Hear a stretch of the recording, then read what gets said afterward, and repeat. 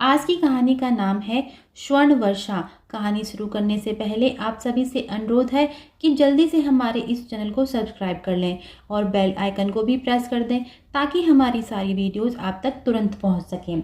तो चलिए शुरू करते हैं आज की कहानी। राजा भोज अगले दिन फिर से सिंहासन पर बैठने चले तो सिंहासन से चौथी पुतली निकलकर राजा भोज से बोली, रुको राजा, जिस सिंहासन पर तुम बैठने जा रहे हो वो वीर विक्रमादित्य का सिंहासन है। इस पर या तो विक्रम बैठ सकता था या उन जैसा कोई महान राजा। बैठने से पहले जरा सोचो, क्या तुम में वो सब गुण हैं जो विक्रम में थे? ठहरो, मैं तुम्हें वीर विक्रमादित्य की एक कहानी सुनाती हूँ। राजाओं में राजा तो विक्रम राजा, उन जैसा राजा ना तो इस धरती पर हुआ है और ना होगा। राजा विक्रमादित्य उन राजाओं में से नहीं जो राजगद्दी पर पड़े पुतलियों का नाच देखते रहे। अरे विक्रम को तो ना रात में नींद और ना दिन में चैन, धूप हो या बरसात, बस वो तो अपनी प्रजा के सुख दुख के लिए यहाँ वहाँ भटकते रहे। एक दिन की बात है, वो ऐसे ही जा रहे थे कि उन्हें एक सूखे खेत में हल पर सिर टिकाए एक किसान दिखा, बड़ा उदास मुंह लटकाए। विक्रम ने उससे पूछा, अरे भाई, यूं मुंह लटकाए क्यों बैठे हो? किसान ने कोई उत्तर नहीं दिया। विक्रम ने फिर पूछा, अरे कुछ बोलोगे भी या यूं ही चुप रहोगे?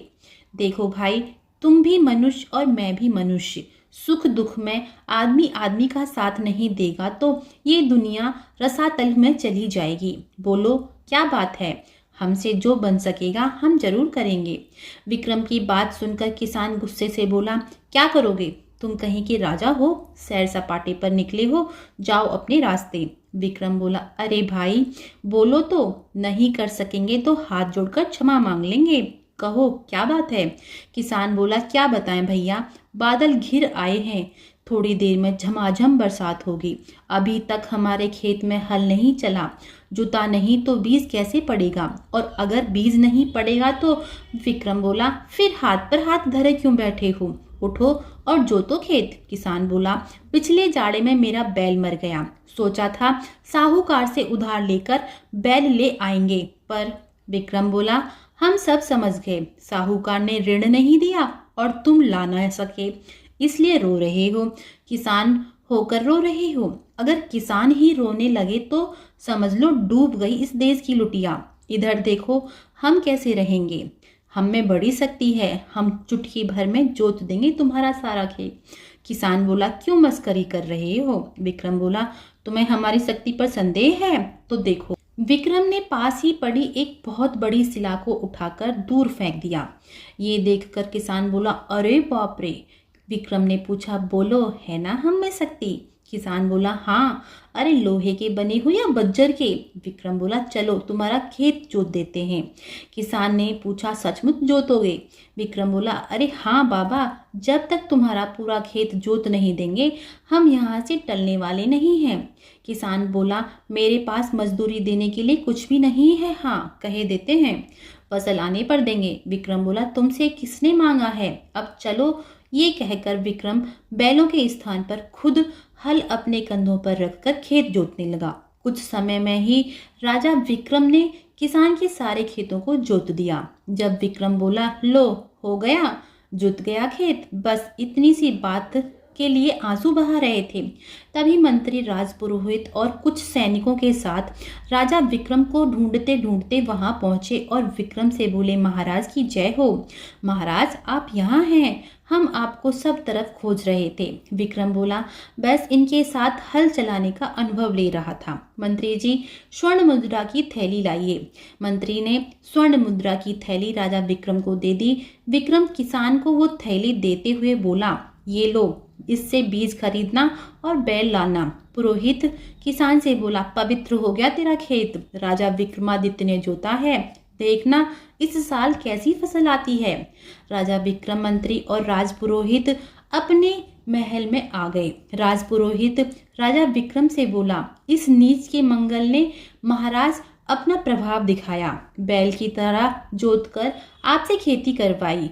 वो तो गुरु की दृष्टि थी जो संकट टल गया, नहीं तो कोलू के बैल की तरह जोते रहते 11 माह तक। नीच का मंगल बहुत बुरा होता है। विक्रम बोला, आप उसे नीच का मंगल क्यों कहते हैं? मैं तो उसे उच्च का समझता हूँ। कृषि कर्म सबसे बड़ा कर्म होता है। धरती का असली राजा किसान है। मैंने खेत जोता, ये मेरे लिए सौभाग्य की बात है।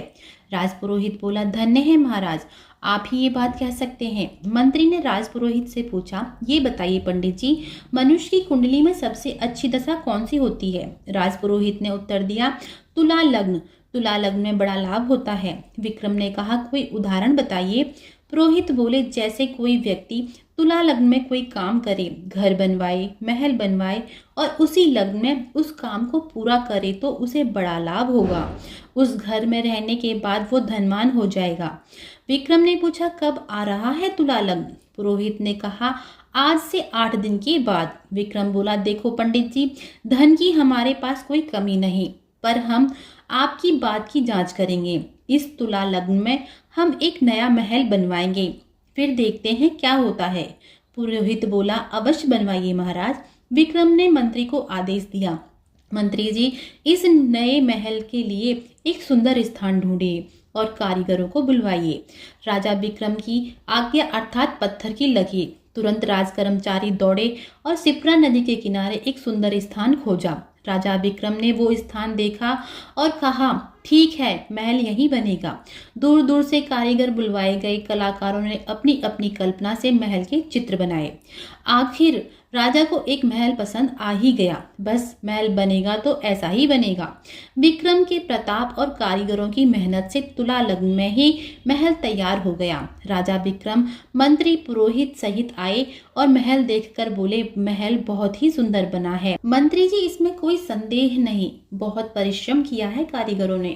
पुरोहित बोला, केवल सुंदर ही नहीं, सौभाग्यशाली भी है। विक्रम बोला, पर हम ये नहीं समझ पा रहे कि इस महल का हम करेंगे क्या? मंत्री बोला, महाराज, अब वो महल छोड़कर इस महल में रहने के लिए आ जाइए। विक्रम बोला, कोई कितना ही धनवान हो, कितना ही बड़ा राजा हो, उसे रहने के लिए स्थान कितना चाहिए? बस थोड़ा सा, सोने बैठने पूजा पाठ के लिए। क्यों पंडित जी? मानिए आप इस महल में रहे, आप इतने बड़े महल का क्या करेंगे? सोचिए, विचार कीजिए, कल्पना कीजिए, आप इतने बड़े महल में क्या करेंगे? पुरोहित बोला, महाराज, हम तो ऐसे महल में रहने की सपने में भी कल्पना नहीं कर सकते, पर इतना बता दूं महाराज, ऐसी जगह रहने को मिल जाए तो भाग्य ही खुल जाए।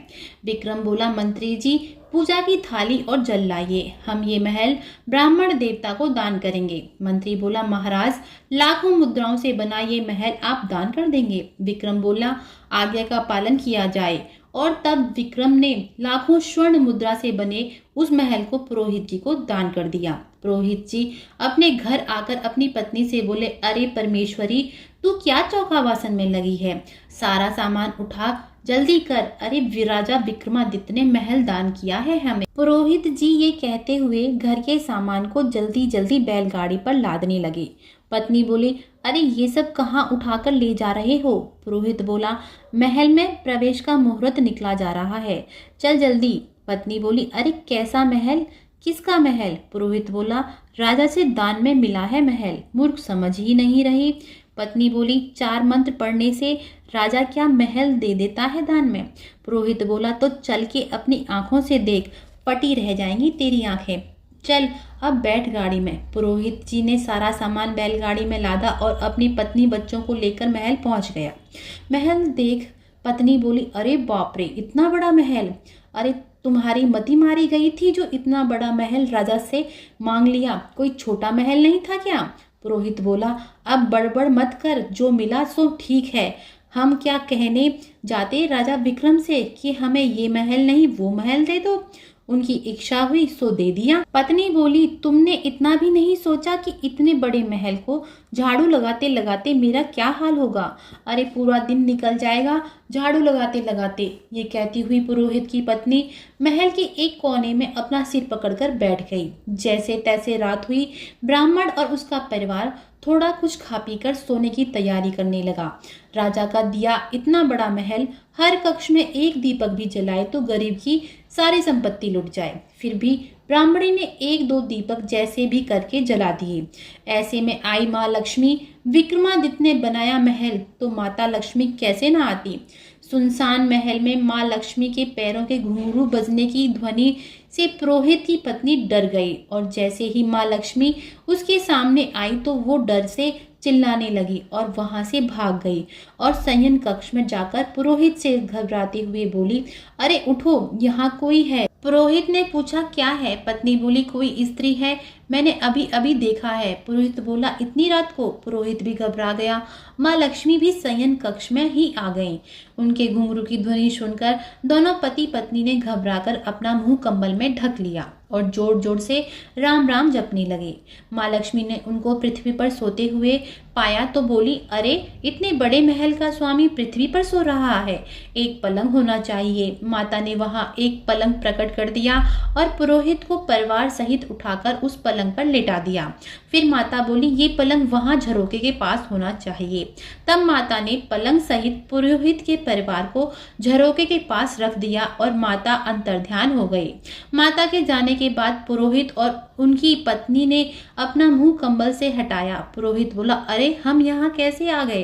पत्नी बोली, हम पलंग पर कैसे आ गए? ये सब क्या है? ये कौन है? पुरोहित बोला, लगता है कोई प्रेत बाधा है इस महल में, किसी की आत्मा भटक रही है। पत्नी बोली, जरूर कोई जादूगरनी है ये। पुरोहित बोला, चल यहाँ से। पुरोहित जी अपने परिवार सहित रात को ही महल छोड़कर भाग गए। अगले दिन पुरोहित जी राजा विक्रम के पास पहुंच गए। पुरोहित जी को देखकर विक्रम बोला, अरे ब्राह्मण देवता, आज हमें आशीष देने इतने सवेरे आ गए, सब कुशल तो है? पुरोहित बोला, महाराज हम उस महल में नहीं रह सकेंगे। विक्रम ने पूछा, क्यों, क्या कष्ट है? पुरोहित बोला, महल में प्रेत बाधा है, कोई आत्मा भटकती है वहां रात में, कोई यक्षिणी देवी है, चुड़ैल है, जादूगरनी या अप्सरा, पता नहीं कौन है, हम वहां नहीं रह सकते, आप वो महल वापस ले लीजिए महाराज।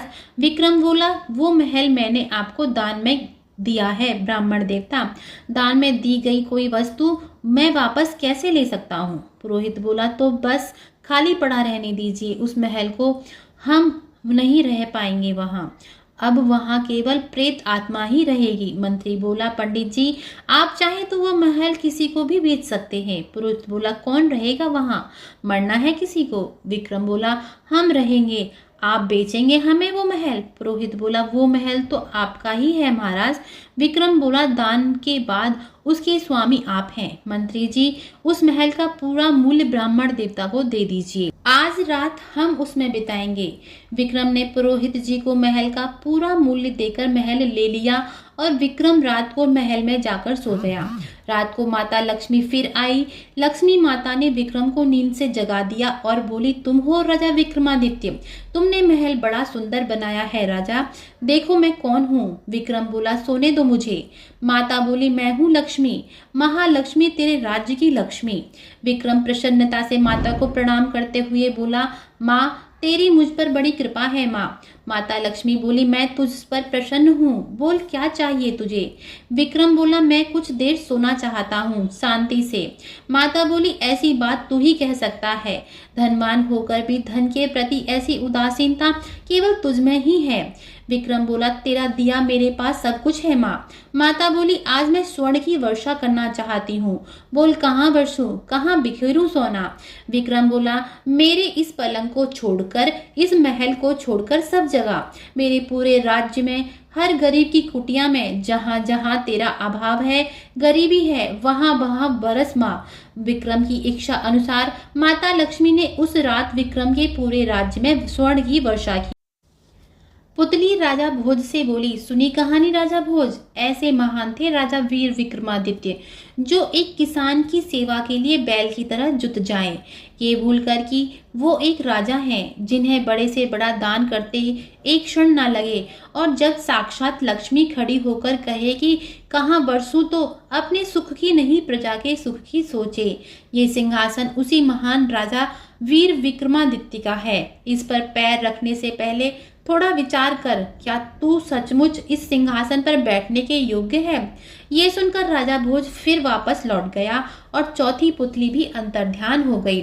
आज की कहानी आपको कैसी लगी कृपया कमेंट करके जरूर बताएं और ऐसी ही प्रेरक कहानियां सुनने के लिए हमारे इस चैनल को सब्सक्राइब करें और वीडियो के डिस्क्रिप्शन में हमारे टेलीग्राम ग्रुप का लिंक है, वहां से आप हमारा टेलीग्राम ग्रुप जरूर ज्वाइन करें। आप सभी का बहुत बहुत धन्यवाद।